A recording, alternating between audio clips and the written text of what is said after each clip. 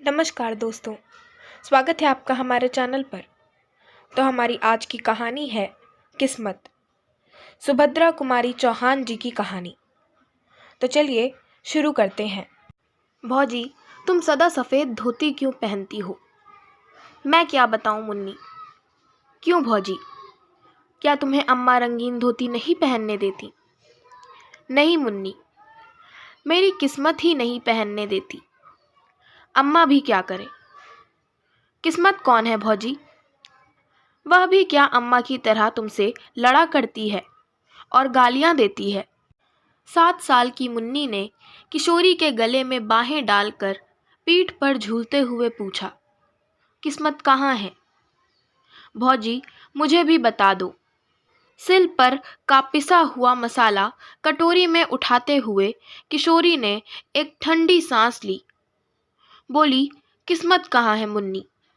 क्या बताऊं?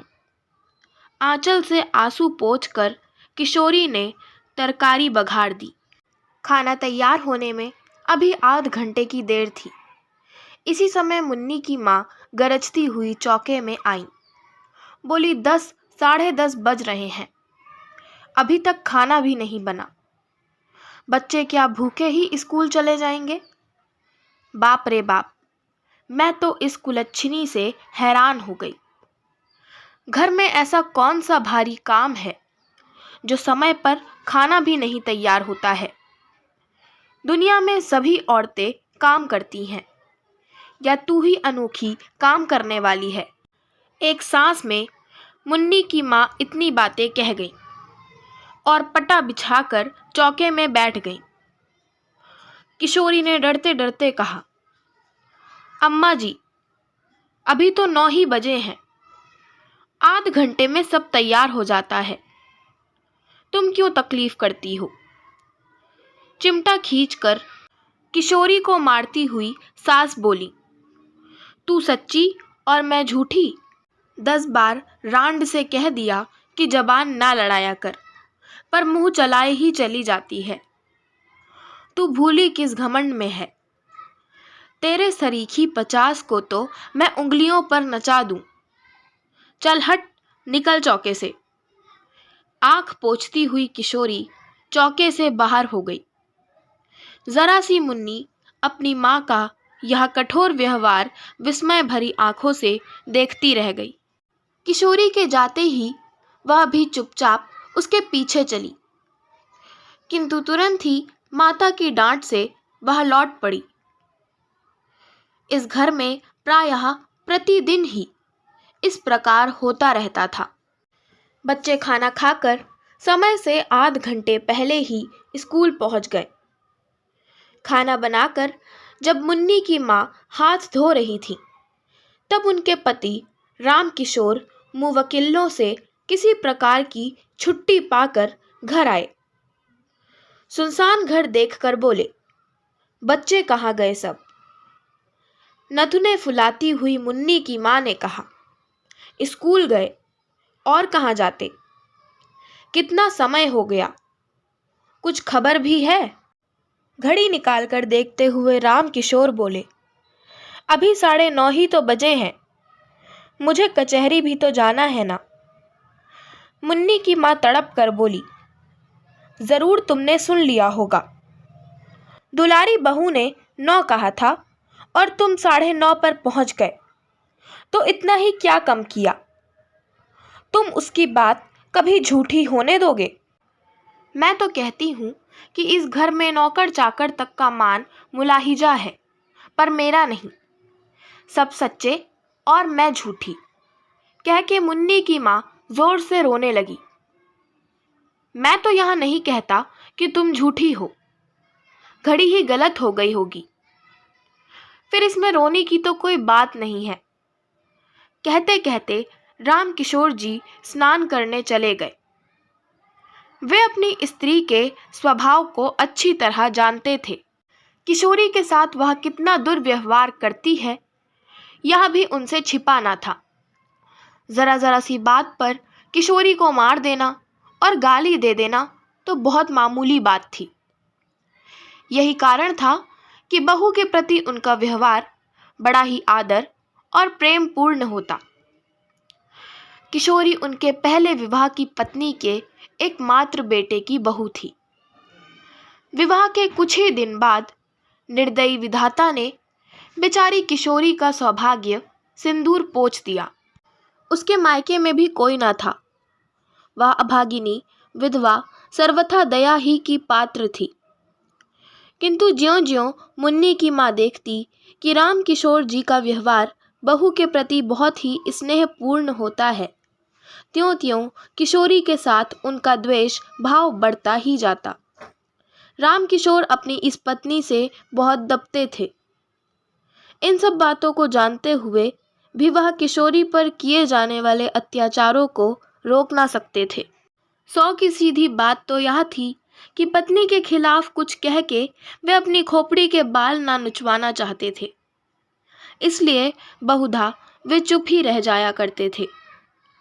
आज भी जान गए कि कोई बात जरूर हुई है और किशोरी को ही भूखी प्यासी पड़ा रहना पड़ेगा। इसलिए कचहरी जाने से पहले किशोरी के कमरे की तरफ गए और कहते गए कि भूखी ना रहना बेटी, रोटी ज़रूर खा लेना, नहीं तो मुझे बड़ा दुख होगा। राम किशोर का यह वाक्य मुन्नी की माँ ने सुन लिया। उनके सिर से पैर तक आग लग गई। मन ही मन सोचा, इस चुड़ैल पर इतना प्रेम। कचहरी जाते जाते उसका लाड कर गए। खाना खाने के लिए खुशामद कर गए। मुझसे बात करने की भी फुर्सत ना थी। खाएगी खाना, देखती हूँ क्या खाती है। अपने बाप का हाड़। मुन्नी की माँ ने खाना खा चुकने के बाद सबका सब खाना उठाकर कहारिन को दे दिया और चौका उठाकर बाहर चली गई। किशोरी जब चौके में गई तो सब बर्तन खाली पड़े थे। भात के बटुए में 2-3 कण चावल के लिपटे थे। किशोरी ने उन्हीं को निकालकर मुंह में डाल लिया और पानी पीकर अपनी कोठरी में चली आई। आज राम किशोर जी कचहरी में कुछ काम न होने के कारण जल्दी ही लौट आए। मुन्नी की माँ बाहर गई थी। घर में पत्नी को कहीं ना पाकर वे बहू की कोठरी की तरफ गए। बहू की दयनीय दशा को देखकर उनकी आंखें भर आईं। आज चंदन जीता होता तो तब भी क्या इसकी यही दशा रहती। अपनी भीरुता पर उन्होंने अपने आप को ना जाने कितना धिक्कारा। उसकी धोती कई जगह से फटकर सी जा चुकी थी। उस धोती से लज्जा निवारण भी कठिनाई से ही हो सकती थी। बिछौनों के नाम से खाट पर कुछ चीथड़े पड़े थे। जमीन पर हाथ का तकिया लगाए वह पड़ी थी। उसको झपकी सी लग गई थी। पैरों की आहट पाते ही वह तुरंत उठ बैठी। राम किशोर जी को सामने देखते ही संकोच से जरा घूंघट सरकाने के लिए उसने ज्यों ही धोती खींची, धोती फट गई। हाथ का पकड़ा हुआ हिस्सा हाथ के साथ नीचे चला आया। राम किशोर ने उसका कमल सा मुरझाया हुआ चेहरा और डबडबाई हुई आंखें देखी। उनका हृदय स्नेह से कातर हो उठा। वे ममत्व भरे मधुर स्वर में बोले, तूने खाना खा लिया है बेटी? किशोरी के मुंह से निकल गया, नहीं। फिर वह संभल कर बोली, खा तो लिया है बाबू। राम किशोर बोले, मुझे तो ऐसा मालूम होता है कि तुमने नहीं खाया है। किशोरी कुछ ना बोली। उसका मुंह दूसरी ओर था। आंसू टपक रहे थे और वह नाखून से धरती खुरेच रही थी। राम किशोर फिर बोले, तुमने नहीं खाया ना? मुझे दुख है कि तुमने भी अपने बूढ़े ससुर की एक जरा सी बात ना मानी। किशोरी को बड़ी ग्लानि हो रही थी कि वह क्या उत्तर दे। कुछ देर में बोली, बाबू, मैंने आपकी आज्ञा का पालन किया है। जो कुछ चौके में था खा लिया। झूठ नहीं कहती। राम किशोर को विश्वास ना हुआ। कहारिन को बुलाकर पूछा, तो कहारिन ने कहा, मेरे सामने तो बहू ने कुछ नहीं खाया। माँ जी ने चौका पहले ही से खाली कर दिया था, खाती भी तो क्या। पत्नी की नीचता पर कुपित और बहू के सौजन्य पर रामकिशोर जी पानी पानी हो गए। आज उनके जेब में 50 रुपए थे।